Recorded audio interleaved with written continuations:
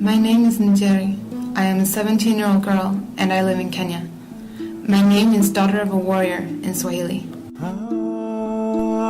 The literacy rate in Kenya is about 85%, meaning that every 14th person in the country cannot read and write.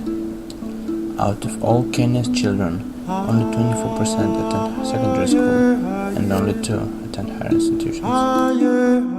I can't go to school anymore. My aunt and uncle decided last year that I couldn't go anymore because they needed my help with the animals and with the farming, and I need to prepare for having my own household. Insufficient education and lack of educated people in the country leads to ineffective government policies and poorly run businesses, which results in ineffective use of factors of production. Thus, real growth decreases. Due to that, small government budget cannot provide enough education for the population. I live with my aunt and uncle because my parents died of AIDS when I was very little. One of my sisters and one of my brothers died of AIDS as well. My aunt says that had my parents lived in the city, they would have known all about HIV and they wouldn't have died, because the education out here in the villages is not very good. In sub-Saharan Africa, every 24 hours an estimated of 6,800 people are infected with HIV and more than 1 million contract a sexually transmitted infection. Currently, an estimated 33 million people are living with HIV, and the majority of them are females. The need for quality HIV, AIDS, and STI services is therefore more important than ever. Pregnancy and childbirth should bring every woman joy, but for millions of pregnant women like Njeri, the odds of surviving pregnancy and safely delivering their babies are about the same as Russian roulette. Every minute of every day, a woman dies due to pregnancy or childbirth, nearly all in developing countries. And for those who survive, countless more are left with debilitating injuries. It doesn't rain much out here, so even if the soil is good, our crops don't grow too well all the time. But we have it better than many. We don't have to rely on getting to the market in time before the goods have gone, and we don't have to spend our money on overpriced foods. We can support ourselves, even if the land we have is not very large. Overexploration of forests in Kenya has reduced timber resources by 50%. Today, only 2% of the country's surface area is forested. This has caused soil erosion, floods, droughts, desertification, and loss of biodiversity. People in rural areas have to search for hours to find the scarce food and water. Water as a resource becomes more and more scarce in most African countries, including Kenya. A large portion of the population does not have an easy access to fresh water, and the water there is being polluted by agricultural chemicals and urban and industrial waste. This reduction in water quality causes endangered fish species and danger of polluted fish. Fishing is one of the major Kenyan exports, and it is a great food source for the country's inhabitants, causing damage to both health and economy as the water quality is reduced. Kenya's water comes primarily from Lake Victoria, the world's largest freshwater lake. However, the amount of renewable freshwater is not large.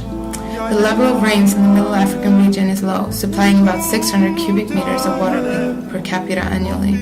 This causes drought in many places. The water reserve in Kenya is also majorly affected by deforestation of the Mau forest. The Mau forest is Kenya's largest water reserve during the dry months. For the rainy part of the year, water is stored in the soil, bound by the tree roots. This water is then let out into the rivers and lakes, watering the country and its people. However, over the past 15 years, over 100,000 hectares has been cleared, and the water reserve has been strongly damaged. This has caused droughts that affect not only crops, but humans and animals as well, since it reduces the amount of fresh water available. The water from the Mau forest is also what keeps Lake Victoria from drying out during the hot months, and thus, this problem affects countries outside of Kenya, since Lake Victoria is the water source of the Nile. To solve this water problem, countries should enforce restrictions on the amount of waste that can be emitted into the environment, and thus, the quality of the water can be improved. Also, it is important to stop cutting down trees in the Mau forest and in other places, as well as to plant trees to make up for the damage that has been caused. Thus, the impact of the deforestation may be leveled in the future. Kenya's economy relies highly on exports of primary products.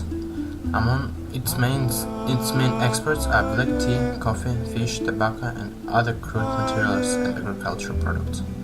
Also, Kenya exports more than 60% of the world's total export of petroleum. As one may see, all the products above are primary production products, which make up most of the country's export. Overdependence on primary production is a big issue in Kenya, because prices on such products are in general unstable and price elastic, meaning that a little change in price would affect in a big change in quantity demanded. Moreover, focusing on primary production, country cannot be self-sufficient and will have to import the second production goods from other, often more developed countries. Currently, Kenya's annual export of crude materials and agricultural products worth $2 billion USD, while manufactured and machinery goods only $350 million. In order to solve Kenya's overdependence on primary production, the country has to set a new strategy for its economic development, industrialization. In order to achieve it, Kenya should develop a policy which emphasizes on selective encouragement of specific industry through a broad array of support by the government. In the presence of imperfect capital markets, increasing returns may restrict the growth of small firms, which can compete with their more established rivals only when they are able to lower their production costs through cumulative experience and bigger production capacities. Government intervention, therefore, should protect these firms until they are able to gain adequate experience to enable them to lower their costs to those of their rivals. Their growth under protection should be also a precursor to their penetrating export markets. However, if firms are to become internationally competitive, domestic competition is highly important. In Kenya, competition should be promoted by price decontrols, strengthening fair trade, facilitating economic competition, and prohibiting unfair market conduct. My name is Njeri. I am a 37-year-old woman and I live in Kenya. My name is Daughter of a Warrior in Swahili.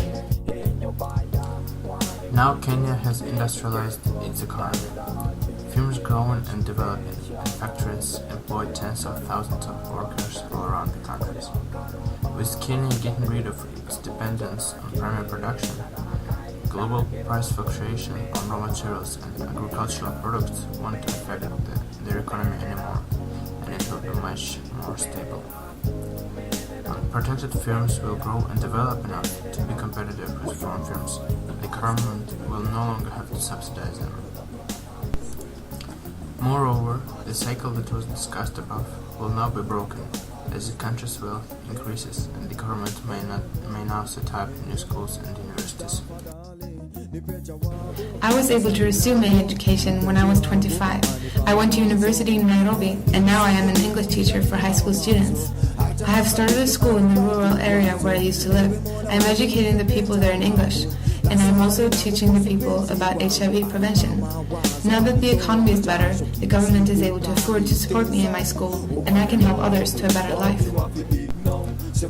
Now, when many trees are planted, it will cause the roots of the plants to gain water and nutrients in the soil.